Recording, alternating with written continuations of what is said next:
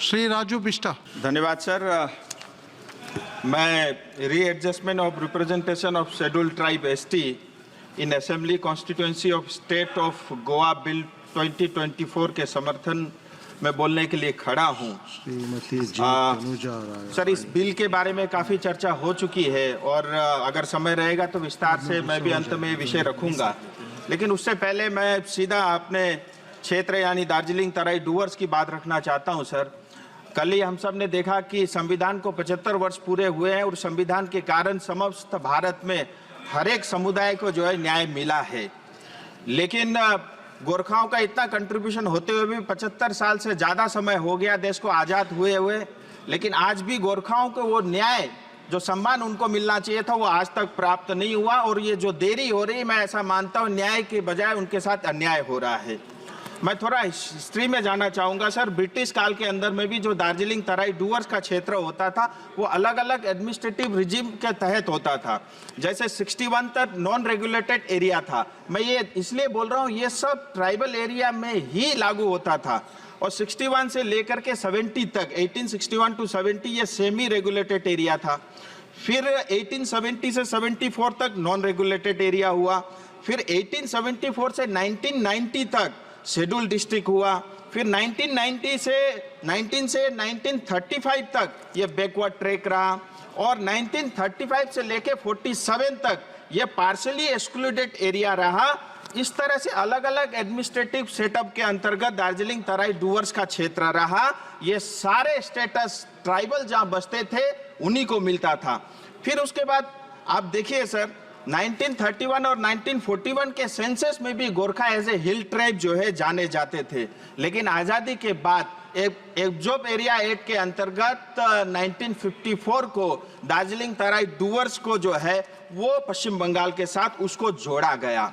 और उसके बाद धीरे धीरे जैसे अलग अलग 18 सब ट्राइब होते थे, उसमें से जो है 7 अलग अलग सब ट्राइब जिसमें शेरपा, भूटिया, लेपचा, धुपका, योल्मो, तामांग और लिंबू को एसटी का दर्जा प्राप्त हुआ। लेकिन आज भी 11 उपजातियां गुरुंग, भुजेल, मगर, नेवार, जोगी, खास, राई, सुनवार, थामी, याखा, धीमाल अभी भी छूटे हुए हैं। और फिर मैं एक बात आपको कहना चाहूँगा सर, यहाँ हमारे यहाँ डेमोग्राफी बहुत तेजी से चेंज हो रहा है।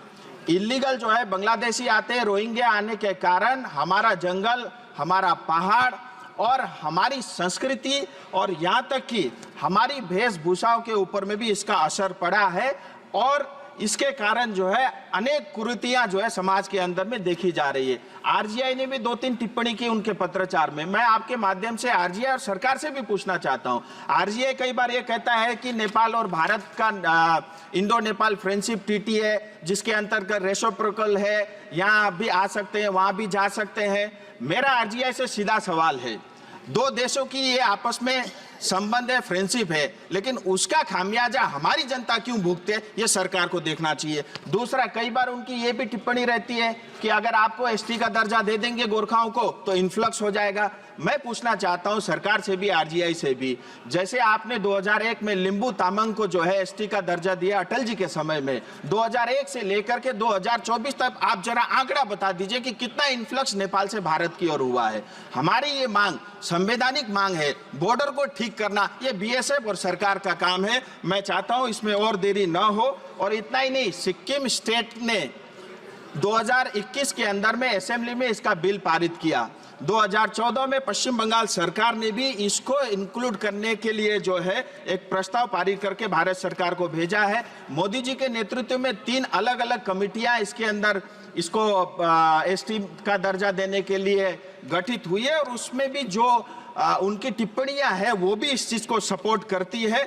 मैं चाहता हूं इसके अंदर में और अधिक देरी नहीं हो और जो अधिकार गोरखाओं का है, जो हर साल हर दिन देश के लिए मरता है, जिसके कारण हमारा बॉर्डर सेफ है, जिसके कारण नॉर्थ ईस्ट का बहुत बड़ा इलाका सेफ है, मैं चाहता हूं उनके साथ अन्याय नहीं हो, उनका कंट्रीब्यूशन को देखते हुए।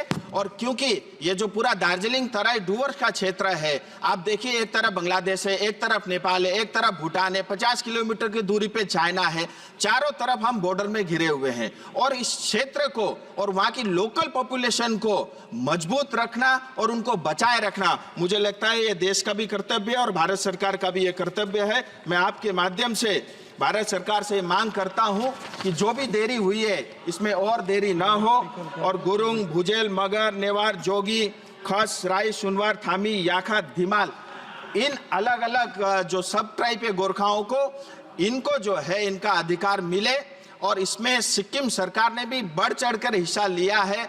उन्होंने तो पूरा असेंबली में इस चीज को पारित करके भेजा है, ये अधिकार उनको मिले। और आपने मुझे बोलने का समय दिया, इसके लिए मैं आपका बहुत बहुत आभारी हूं। धन्यवाद।